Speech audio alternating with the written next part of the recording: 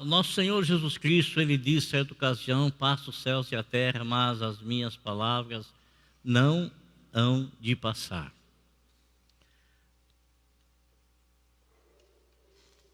E a palavra, como disse o apóstolo São Pedro, ela não é de particular interpretação, mas homens santos de Deus escreveram-na pelo Espírito Santo, por uma revelação do Espírito Santo. Então, aquilo que está escrito, inspirado pelo Senhor, não está escrito para ele, está escrito para nós. Por quê?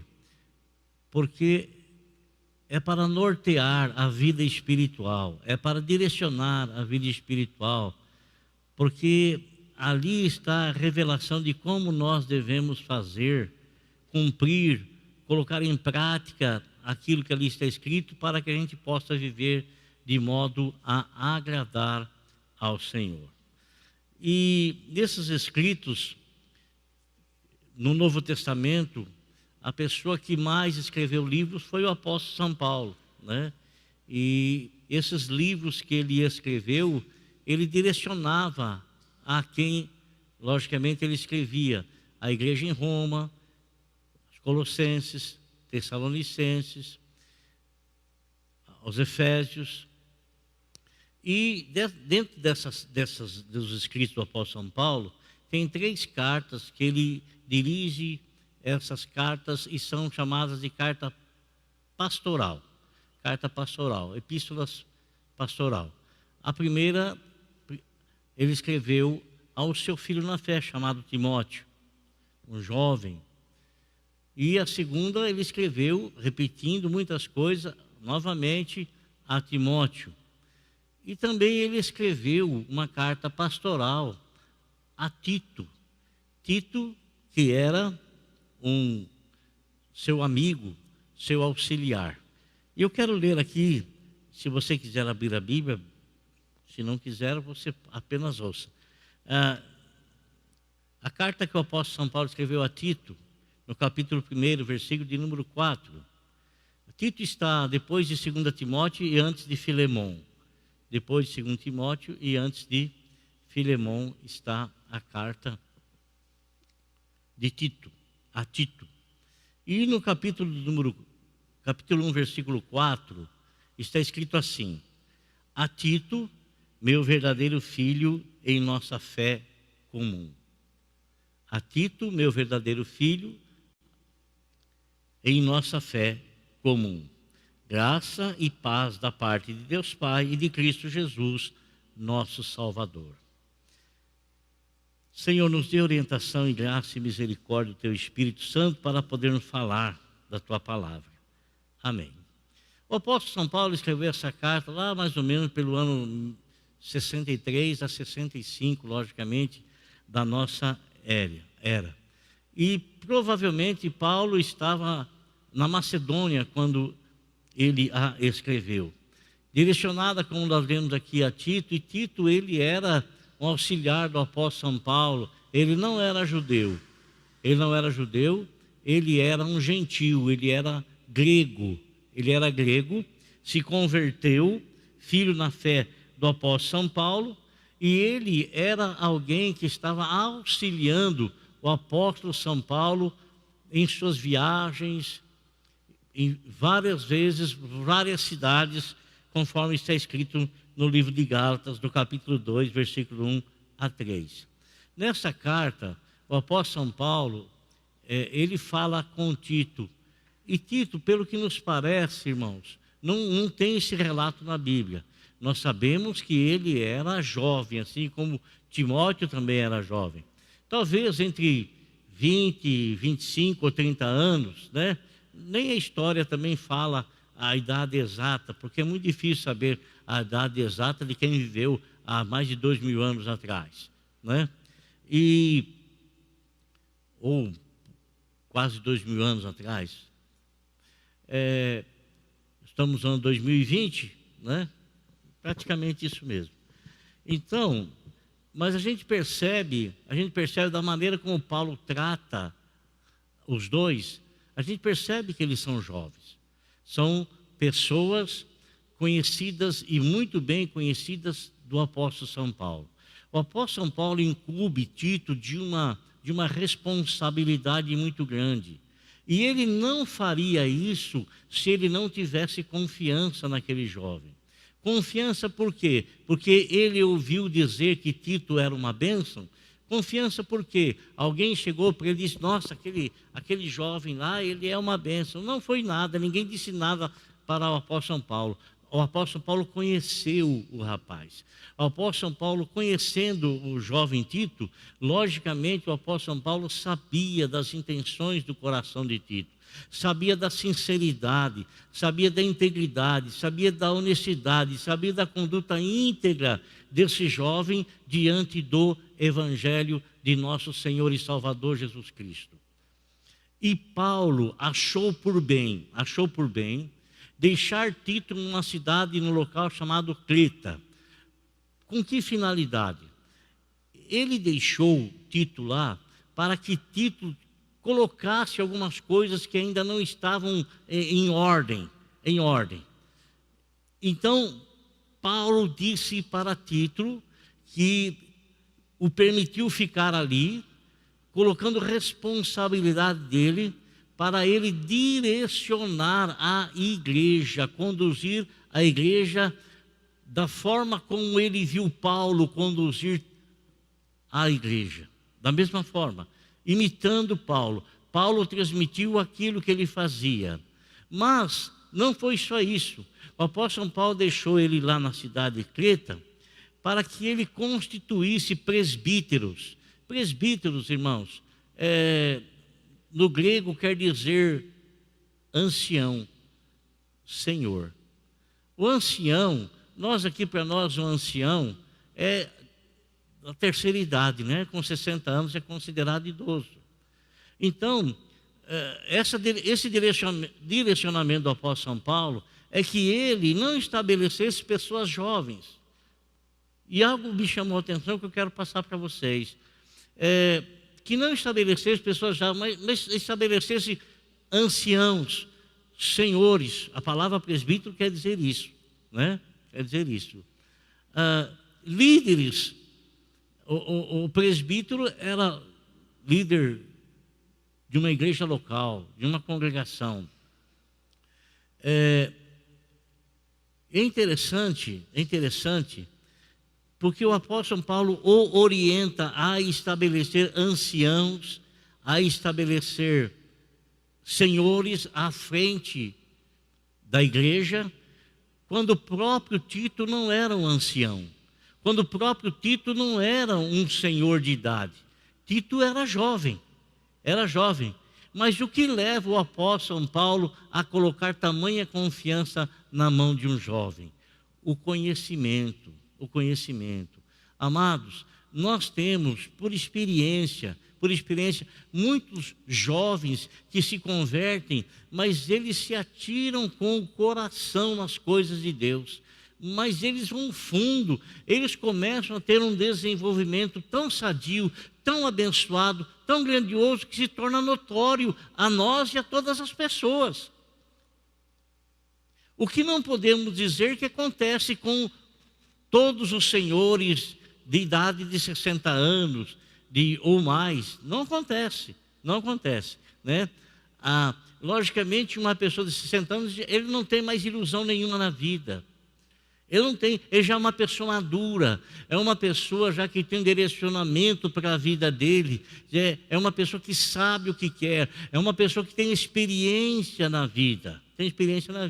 Mas isso não quer dizer que espiritualmente essa pessoa ela tenha mais do que um jovem que tem intimidade com o Senhor, e podemos usar Tito e Timóteo como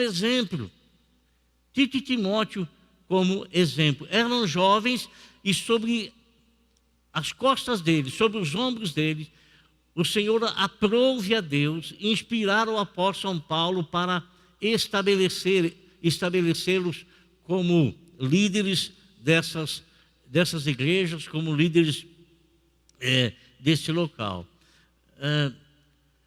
Uma das coisas, irmãos, que tem acontecido nos nossos dias, e é uma profecia, A Bíblia fala que nos últimos tempos, muitas pessoas, elas encheriam os ouvidos de comichão.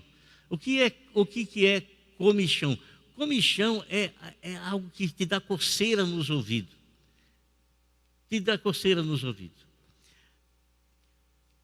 O apóstolo São Paulo, ele faz um alerta. E que alerta ele faz? Ele faz um alerta dizendo que nos últimos tempos iriam surgir mestres, e esses mestres seriam muito bem aceitos. Por quê? Porque esses mestres, eles seriam levantados a bel prazer da igreja. Quando o apóstolo São Paulo fala para Tito levantar presbítero, mas ele não diz que Tito deve fazer a seu bel prazer, da maneira que ele achar melhor, da forma como ele achar melhor. O apóstolo São Paulo, ele traça diretrizes de como deve ser um homem para ser escolhido para liderar uma igreja. De como deve ser esse homem. E eu quero dizer uma coisa para vocês, irmãos. Olha, eu já fui membro de igreja. Como estou dizendo, membro da igreja visível. Da invisível eu sempre fui, né? Membro da igreja visível, né? Eu já fui diácono da igreja. E é uma grande diferença, amado. Uma grande diferença entre você ser membro de uma igreja, ser diácono de uma igreja e você ser líder de uma igreja. É uma grande diferença. O peso espiritual é diferente, é muito diferente. Você ser membro da igreja, você não tem responsabilidade com a vida de outras pessoas, a não ser com a sua própria. Mas você ser líder de uma igreja, você tem que ter responsabilidade primeiramente com a sua vida. Na sequência, você tem que ter responsabilidade espiritual com a vida da sua família. Na sequência, você como líder, você tem que ter a responsabilidade espiritual para com a vida daqueles que Deus trouxe e colocou diante de você e te responsabilizou para cuidar para Ele.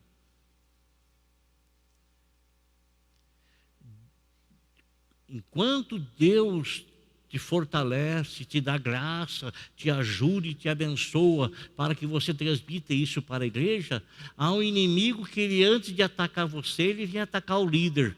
Porque ele atacando o líder e ele conseguindo derrubar um líder, ele vai juntamente com o líder derrubar muitas outras pessoas. Muitas outras pessoas. Quantas pessoas hoje, infelizmente, se afastaram dos caminhos do Senhor, porque um líder, aconteceu qualquer coisa com ele, e eu não estou aqui para condenar, de Deus que me livre disso, eu estou apenas falando a real, né? A pessoa, um líder caiu, ele era uma bênção, ele era usado tremendamente por Deus. Olha, Pedro também era, tantas e tantas outras pessoas na Bíblia também eram, e de repente caíram, e quando eles caíram, muitas pessoas perderam a confiança nele, muitas pessoas se decepcionaram com ele, e muitas pessoas não souberam distinguir entre a pessoa que caiu, que errou, e ele então permite-se ser atingido por aquele, ele roda junto com a pessoa. Se afasta dos caminhos do Senhor, se distancia dos caminhos do Senhor. Então, quando Paulo fala para Timóteo estabelecer esses líderes, ele traz uma narrativa de como devem ser esses líderes. E você poderá acompanhar aqui, no capítulo de número 1, versículo, onde ele fala assim, versículo 6, é preciso que o presbítero seja irrepreensível. Ô irmão, uma pessoa irrepreensível é uma pessoa perfeita. Uma pessoa irrepreensível é alguém que anda em sua integridade, que anda em honestidade, que mede as suas palavras, que mede as suas atitudes, que mede a sua maneira de ser, que mede o seu jeito de ser. Olha, irmão, isso não é simples e não é fácil. Porque essa pessoa, ela vai estar à frente dos outros, e as pessoas vão estar de olho nela. vão estar vigiando-a. Então ele fala, repreensível, marido de uma só mulher. Tenha filhos crentes que não sejam acusados de libertinagem ou de insubmissão. Olha a responsabilidade. Olha a responsabilidade. É necessário que o bispo seja irrepreensível. O bispo, amado, é o episcopo, é uma pessoa que toma conta. Ele não é apenas um pastor local, ele é um pastor local, mas ele também tem uma área geográfica, uma área eclesiástica sob a responsabilidade dele. Ele é pastor dos pastores da região. E fala aqui que ele deve ser irrepreensível, não deve ser orgulhoso, não deve ser briguento, ele não deve ser pegado ao vinho, não pode ser violento, nem ávido por lucro desonesto. Ao contrário, é preciso que ele seja hospitaleiro, amigo do bem, sensato, justo, consagrado, tenha domínio próprio e apegue-se com firmeza. E apegue-se firmemente à mensagem fiel da maneira como foi ensinada, para que seja capaz de encorajar outros pela sã doutrina e de refutar o que se opõe a ela. Então o apóstolo ele refaz essa recomendação para Tito. Logicamente que ao fazer essa recomendação para Tito, ele está fazendo porque existe um perigo que a igreja estava correndo. E que perigo era esse?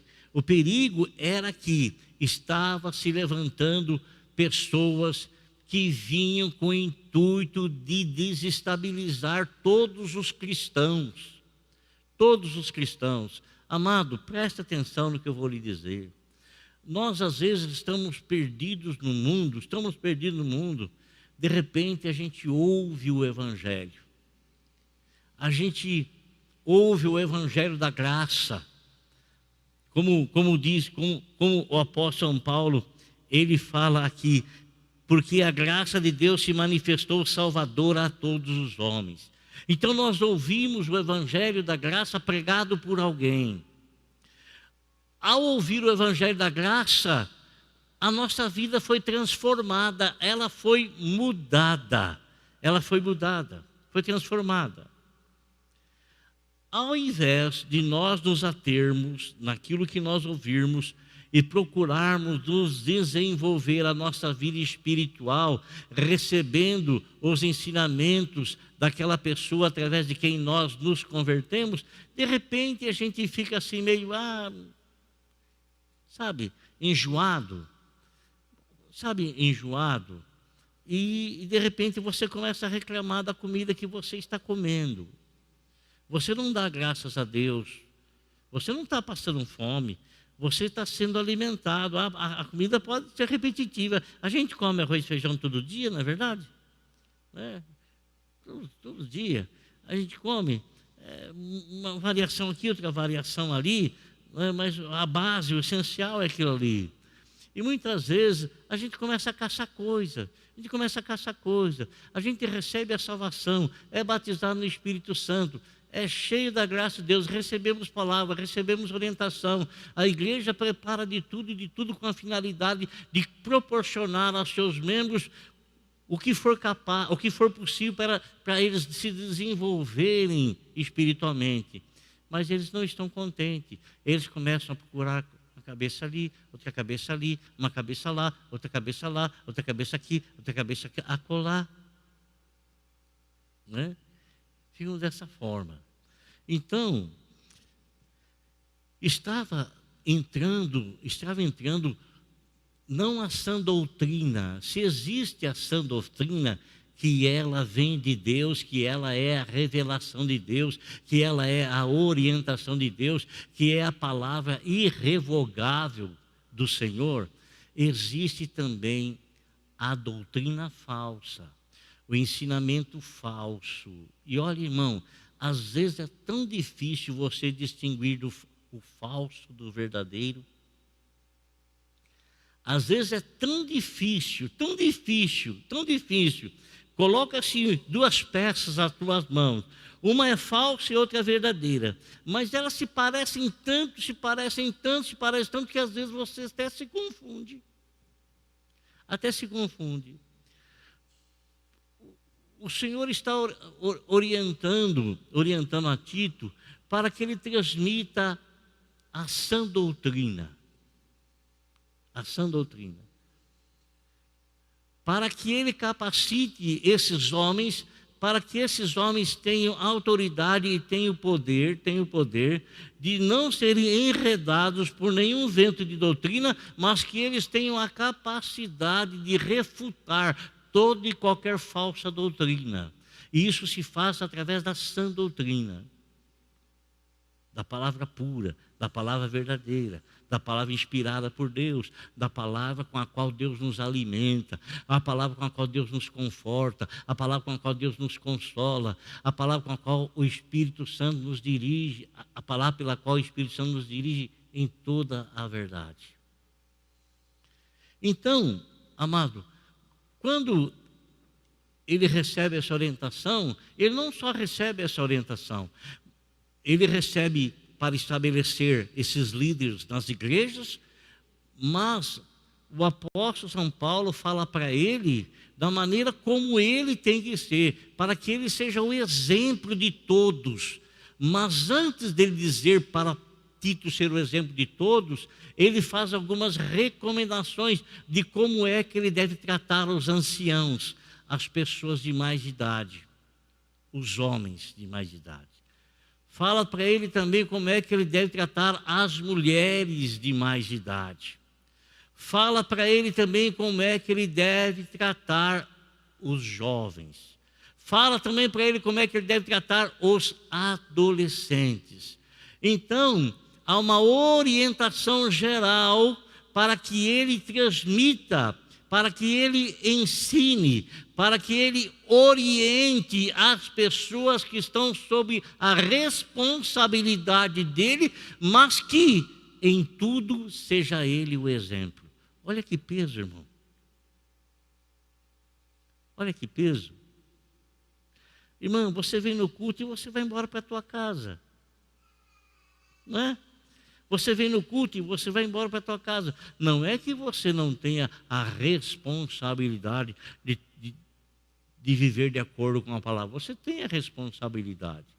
E eu creio, e eu sei que você vive essa responsabilidade. Mas a partir do momento em que as pessoas sabem que você é um cristão, elas começam a observar a sua vida. Elas começam a olhar para você de maneira diferente. Elas começam a observar o que você fala, o que você faz, as suas atitudes. Eles observam tudo a teu respeito. Se assim fazem com você, imagine com aquela pessoa que não é apenas membro da igreja, aquela pessoa que antes do seu nome tem esse título, pastor, presbítero, tem esse título, apóstolo, esses bispo, são títulos dentro da palavra de Deus, não é fora não, são dentro da palavra de Deus, está ali, dentro da palavra de Deus. Mas imagine você a responsabilidade espiritual que tem o que está à frente da obra. Por quê? Porque se você, como membro da igreja, Deus que nos perdoe, Deus que nos livre disso, em nome de Jesus, que Deus guarde a todos nós.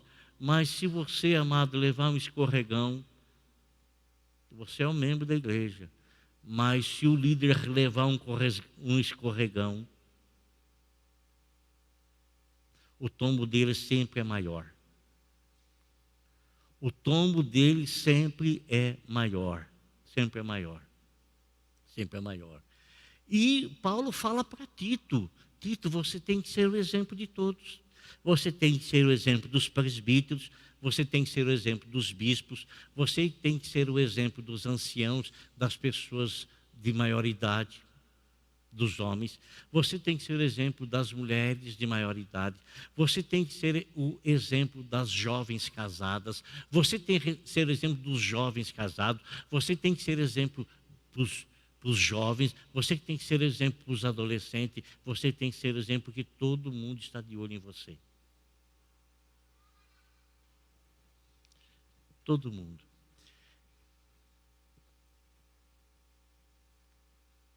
Então, meus irmãos, eu quero deixar essa palavra com você. Essa palavra em nome de Jesus. Que o Senhor abençoe grandemente a sua vida.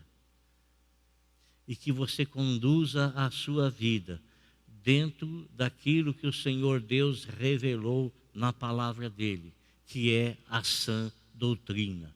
Porque se você conduzir a sua vida de maneira contrária, você não estará conduzindo a sua vida dentro da sã doutrina, mas sim você estará conduzindo a sua vida ao seu bel prazer, com falsa doutrina. Amém? Feche seus olhos, por favor.